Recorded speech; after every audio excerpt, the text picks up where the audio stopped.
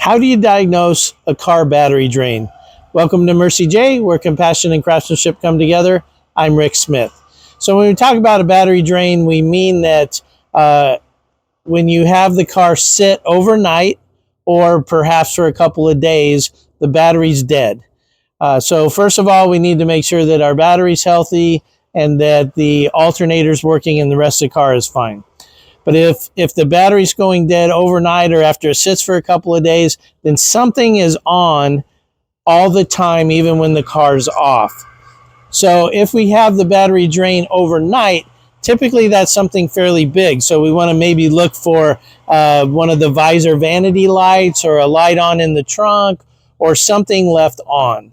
If the battery takes 2 or 3 days sitting to go bad, then that's going to be a little tougher. So what we do in the shop is we use an ammeter.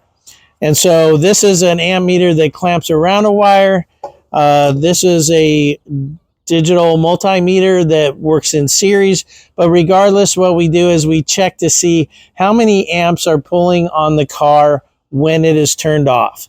And it needs to be at rest for 20 to 30 minutes typically, because all of the computers need to go to sleep or shut down, and then we can see. Typically, the maximum amount allowed is 50 milliamps on the average car. If we have, say, 100 milliamp draw, that's pretty small. That's going to take a few days and will most likely maybe be a module not going to sleep or something like that.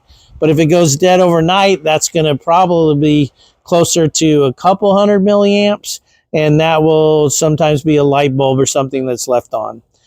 And then after we see that we have too much draw, now we have to find that. And so we need wiring diagrams and we can do voltage drop tests. And there's a number of ways for us to kind of get down the road to find it. So I hope this has been informational to you. Until next time, safe travels and blessings to you.